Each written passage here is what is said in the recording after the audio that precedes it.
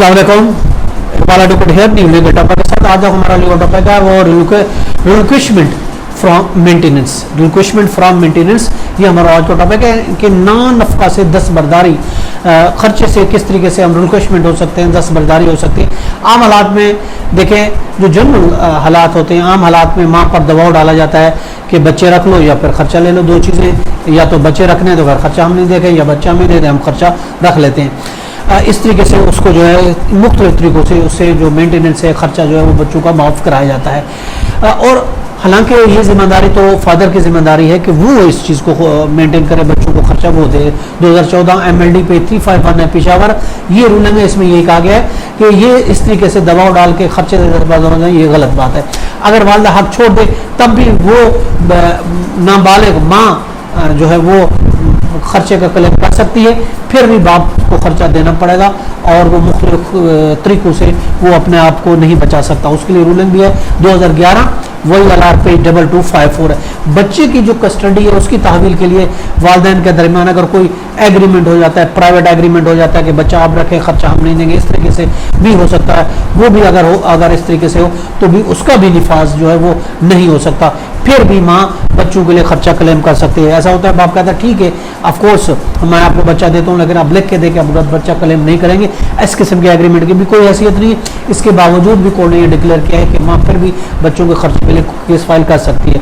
2013 वही LR page 926 है, इसमें यही कहा गया है कि इसके बावजूद भी अगर बच्चे दे दीजिए, उसके बदले खर्चा छोड़ दिया जाए, तब भी कोर्ट के पास दोबारा से आप केस फाइल कर सकते हैं, खर्चे के लिए क्लेम किया जा सकता है। सिर्फ इस वजह से वो बाप जो है खर्चे से नहीं बरी ज़िम्मा हो सकता।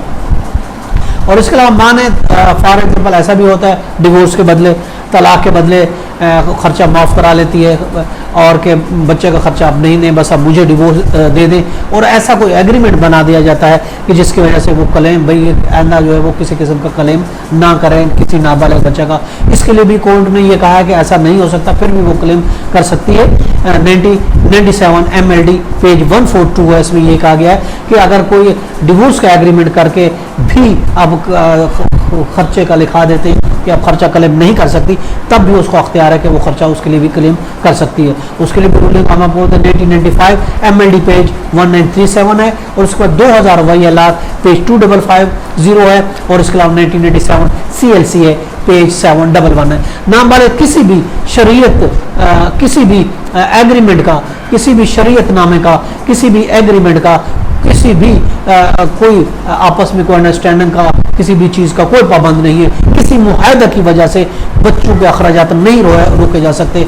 अगर माँ के साथ किसी किस्म का कोई ऐसा ज़बरदस्ती में एग्रीमेंट कर दिया जाता है कि आप खर्चा नहीं लोगे, खर्चा नहीं कर सकते, फिर भी आप खर्चे से रिलिक्विशमेंट नहीं हो सकते, फिर भी आप खर्चे से वालिद जो है वो नहीं बच सकता। उसके लिए PLJ है 2003 लाहौर है पेज 280, इसमें भी यही कहा गया है किसी नाबालिग किसी भी शरीयतनामा किसी भी एग्रीमेंट का पाबंद नहीं है। अगर आप एग्रीमेंट करते भी हैं तब भी उसको खर्चा वो लेने का हकदार रखता है, उसको वो खर्चा उसको मिलेगा। नाबालिग के साथ किया गया मुआहदा, अगर खुद किसी बच्चे के साथ मुआहदा किया जाए तो वो वैसे इलीगल होता है, उसकी कोई लीगल हैसियत नहीं होती। 2010 उसके लिए रूलिंग है MLD पेज 695, इसमें यह कहा गया। तो इससे ये साबित होगा रिलिक्विशमेंट ऑफ दी मेंटेनेंस बिल्कुल नहीं हो सकता। अगर जोर जबरदस्ती मांग के साथ कोई एग्रीमेंट कर भी दिया जाता है इन केस ऑफ डिवोर्स या इन केस ऑफ बच्चों की कस्टडी के you can not claim the maintenance of the child, फिर भी वो बच्चों का क्लेम कर सकती है, फिर भी बाप उस जिम्मेदारी से नहीं बच सकता, वो छूट नहीं सकता बच्चों के मेंटेनेंस से। ये तो ऑल टॉपिक, इसके साथ मुझे इजाजत दें। हैव अ नाइस डे, अल्लाह हाफिज़।